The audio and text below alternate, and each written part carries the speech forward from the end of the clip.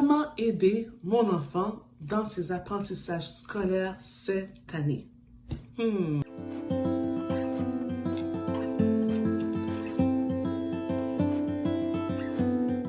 Mon nom est Kim de Éducamour et ma mission est d'accompagner le parent pour développer le plein potentiel de son enfant. Parents, je sais que c'est important pour moi, c'est important pour tous les parents. On veut le succès de notre enfant, on veut qu'il réussisse, on veut des A+, des B+, ou tout simplement, regarde, je veux que mon enfant arrive à un autre niveau. S'il était là, je veux qu'elle est là. On veut ça, tu sais, ça fait notre fierté quelque part, tu sais. Bon, on ne te dit pas trop là, mais on est content. Alors, la première chose, c'est de prendre le temps de connecter avec votre enfant. On va déposer les devoirs et leçons, on ne va pas trop penser à ça. Qu'est-ce qui est important, en tout cas, pour moi, comme encore une fois, de mon expérience et de ce que j'ai vu? Première chose, c'est de prendre le temps d'avoir ce temps de connexion avec votre enfant, de parler avec votre enfant, de communiquer avec votre enfant, de s'intéresser à sa vie, de vous montrer intéressé à ce qui se passe autour de lui, à ce qui se passe à l'école, comment ça s'est passé l'école, la journée, qui sont ses amis, à quoi il a joué, les pour, les contre, ses peurs, ses inquiétudes, son stress. Prenez le temps de vraiment connaître votre enfant encore plus cette année. Yeah. Prenez le temps de le connaître encore plus. Allez plus en profondeur avec votre enfant. Donc ça, c'est ma première astuce.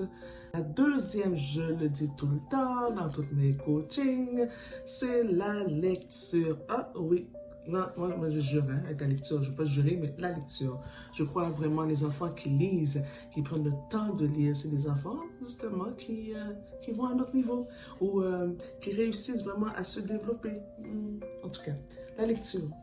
Alors, prenez le temps de leur donner le temps de lire, d'avoir une petite bibliothèque à la maison, la lecture, d'aller à la bibliothèque, la lecture des petits livres, des gros livres, des moyens livres, des romans pour les plus grands, des plus petits, donc puis même les plus petits, 4, 5, 6 mois. Ça peut être seulement des images. Au préscolaire, 4 ans, 2 ans, ça peut être seulement des images. Et on parle. Donc, de prendre le temps de lire avec eux, de vous asseoir avec eux ou d'être pas trop loin aussi. Tout dépend de l'âge et puis l'âge puis le temps dans la journée aussi. Donc, la lecture, c'est primordial. C'est ça la deuxième, on parle avec eux. Deuxièmement, la lecture. Et même avec la lecture, on peut favoriser aussi la communication. Plus vite. La troisième chose, c'est d'encourager les forces de vos enfants. Tous les enfants ont un don. Ils ont tous des dons, tous des talents. Ne passez pas à côté de cela. Encouragez les dons et les talents dans la semaine, même par jour de vos enfants. Si c'est un enfant qui a un don de musique, c'est un musicien, il aime ça la musique. Allez, donnez-lui le temps de se développer à ce niveau-là.